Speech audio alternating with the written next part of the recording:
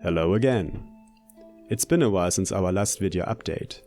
As you may have noticed, the last OpenMW release commentary video dates April 2015 and covers the release versions 0.34.0 and 0.35.0. Due to Real Life Matters, our original video contributor, the resounding Weird Sexy, had to step back from doing these most inspiring pieces of art. Let us hope that he'll find the time to get back to his fortune soon. In the meantime, the OpenMW team didn't stop their hard work of developing an open source re-implementation of Bethesda's RPG classic The Elder Scrolls III Morrowind and, by now, has released versions 0.36.0 up to 0.38.0 of the OpenMW engine. To compensate you for the long time of waiting and to shorten the time remaining until version 0.39.0 arrives, we will retrospectively provide release commentary videos for all three versions. This video will concentrate on version 0.36.0, which will be the last OpenMW release using the Ogre 3D rendering engine. Because of certain limitations and imponderables, the OpenMW team decided to switch over to a new rendering engine, the OpenSceneGraph renderer. But this is another story for another video to be made. Let's get back to topic.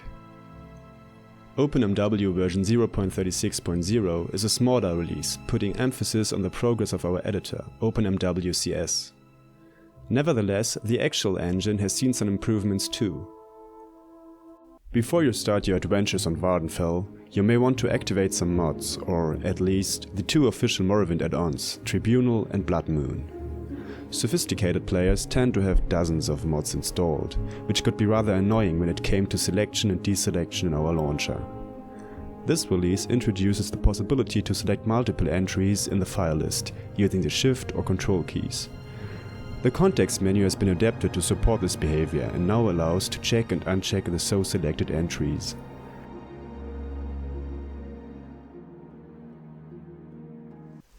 In previous versions, the water level of exterior water pools was set to an incorrect value, which could lead to water rendering glitches in coastal areas, for example, near the Seydanin lighthouse. In fact, the vanilla engine specifies the z-axis value of the water level to -1. OpenMW now natively uses this odd value as well. In contrast to the original engine, OpenMW also uses a different triangulation pattern to create terrain. In the past, this brought up some rendering errors, with terrain clipping through static objects. Meanwhile, the part of our code which handles terrain has been rewritten, so this issue shouldn't occur anymore. Finally, version 0.36.0 eliminates another bug where invisible objects like, for example, sound markers, hadn't turned their collision off. This fix will make exploring narrow dungeons a lot easier.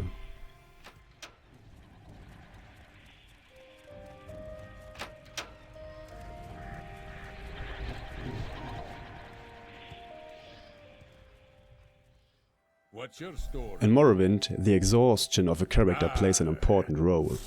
If the fatigue reaches a value of 0 or less, the character will fall to the ground, leaving him unprotected in battle.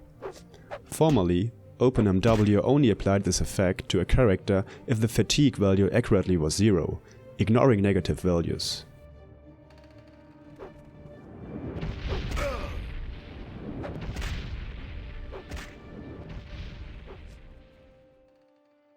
This issue is now fixed, hopefully increasing the time your character spends per combat.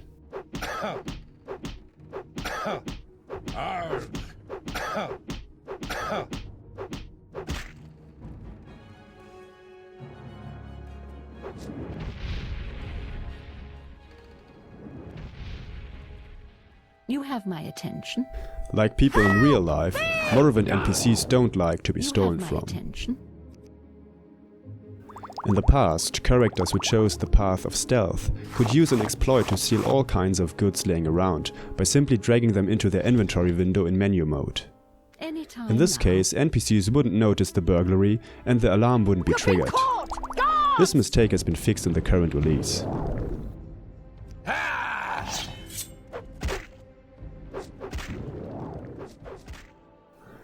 When starting a new game in Morrowind, the first hours are often attended by inveterate financial straits. When trading with a merchant, haggling over your hard-earned belongings could become a viable option here. In order to convince the salesperson of the unbeatable quality of your goods, you would like to raise his or her disposition towards you. Unfortunately, previous versions of OpenMW miscalculated the chance of a successful persuasion attempt by using the NPC's stats instead of the player's ones. This has been fixed now, so turn on the charm.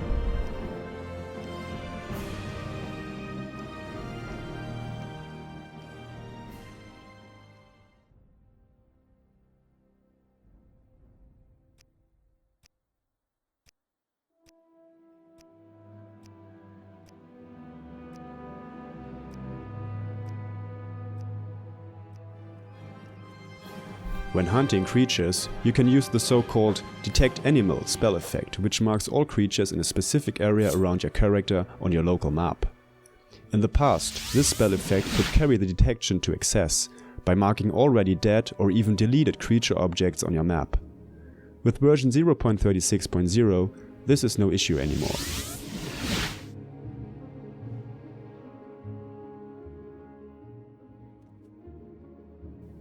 A popular method to increase your newly generated character's performance in combat was to cast or trigger bound weapon spells.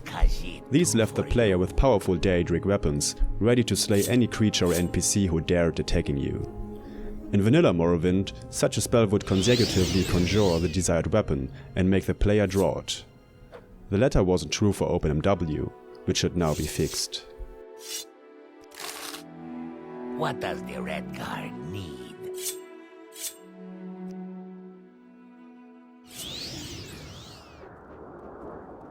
Morrowind provides a quick keys menu to the player to specify up to 9 inventory menu or magic menu items to correspond the number keys 1 up to 9.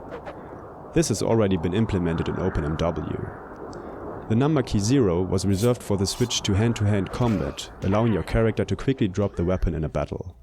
This functionality has now made its way into OpenMW 2. Give up!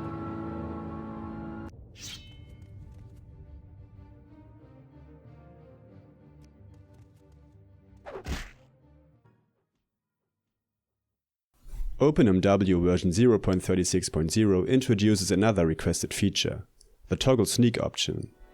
This option can be enabled via the settings configuration file in your user directory and allows for on-click switch of the sneak mode. This feature was originally introduced by the Morrowind code patch and should prevent players from injuring their fingers by convulsively pressing the sneak button. On the OpenMW-CS side of things, some progress has been made too. This release brings many improvements to the usability as well as to the functionality of our editor. First of all, a global search and replace feature has been implemented. This allows the user to search for any text or ID containing the specified character string and, if necessary, to replace it by another one. Please note that ID names can't be changed this way due to the inner structure of OpenMW.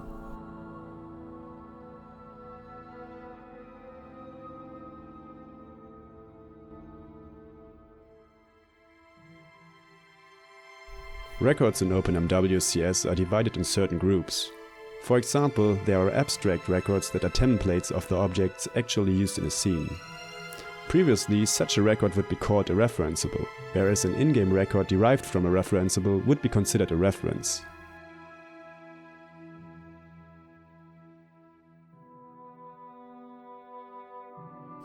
This terminology was a little confusing, so the names were changed in the current release. From now on, a referenceable is referred to as object, and the in-game reference is called instance.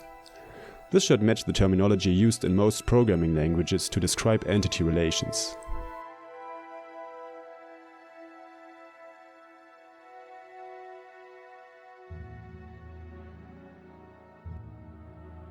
When creating a mod, you often have to add a record or to clone an existing one. In order to do this, OpenMW-CS needs a new ID to be specified. With version 0.36.0, the editor will automatically focus on the ID input field. Some other issues with cloning records have been solved too. Editing an object record should now properly change the modified status from base to modified.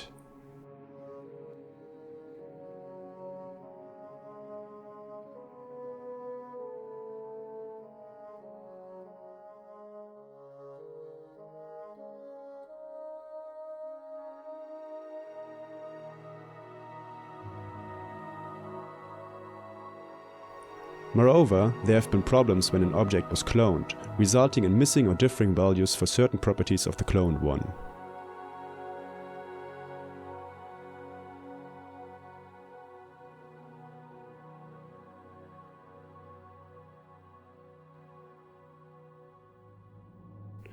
This has now been fixed, as well as OpenMW-CS not accepting a change in value for some edit boxes.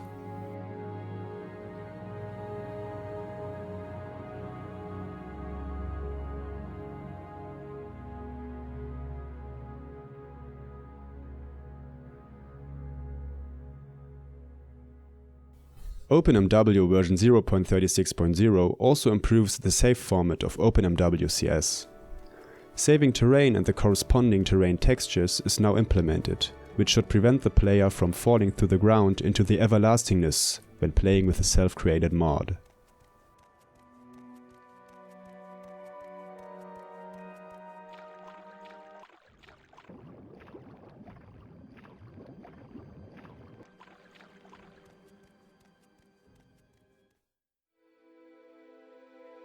Formerly, there have been issues with file names containing special signs, for example accented characters or umlauts. The editor wouldn't recognize these files, not showing them in the file list. This has been fixed now.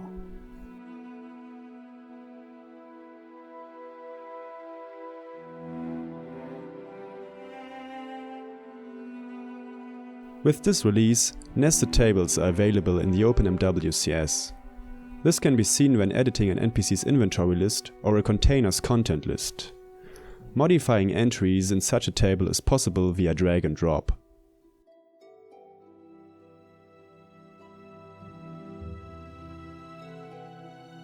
When the player starts a new game, or loads an existing one, predefined scripts are run on startup.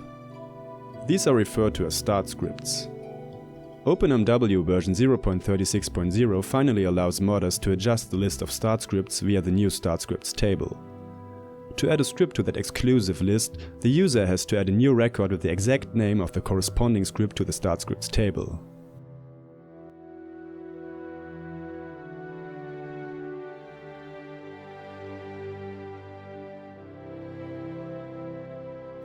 Please note that the actual script code is still located in the scripts table.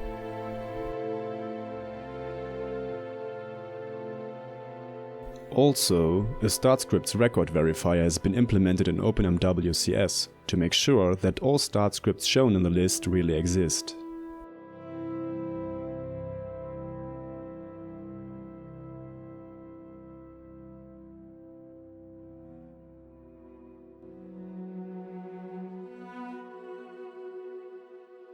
The OpenMW-CS script editor now has the option to show line numbers, which should greatly improve the debugging process on large scripts.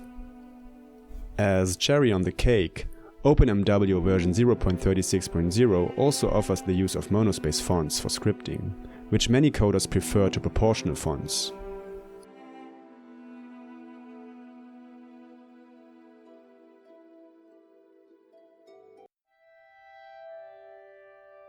Last but not least, the OpenMW-CS now takes advantage of multi-core CPUs. Operations like saving or verifying records should perform a lot better in the future. The OpenMW project is an open source project, and every member of the team contributes his or her work on a voluntary basis. It has been a broad consensus that the project won't take any financial help, as to stay independent from any commitments. Individual members may accept donations though, but not on behalf of the whole OpenMW team. So if you want to support our project in a financial way, there are currently two possibilities. First off, you could donate to Scroll's Patreon account. Scroll is one of the main developers of OpenMW and has already dedicated hundreds of hours to developing OpenMW, which is the main reason why we are at the edge of releasing version 1.0. So donating to him would allow him to continue or even expand his hard work on open source Morrowind. And by the way, Scroll also has plans for the time after version 1.0 has been released. The beautiful water shader you can enjoy in OpenMW is just the beginning. Besides Scroll, there are other important members of the team which are often overseen. For example, people like Ace provide nightly builds of our engine so that developers and testers can playtest with the latest commits applied. Hosting those builds isn't for free, so please consider a donation. The corresponding links are available below this video and on our homepage, openmw.org. Well, that's it. You finally made it through this, admittedly very long video. Please let us know whether you like our release commentaries to be so detailed or if you want them to be short and sweet, only covering the most important changes. In view of the upcoming video for version 0.37.0, which is the biggest OpenMW release of all time, another question raises. Would you like to see a single video per release, or should we split the commentary into two videos, with one covering OpenMW and the other dealing with OpenMW-CS? Just write your opinion in the comment section below this video. Meanwhile, we will try to sketch out the other release commentary videos as soon as possible, so please be patient. If you're interested in our project, don't forget to check the official release notes for more in-depth information, and visit our forums on openmw.org.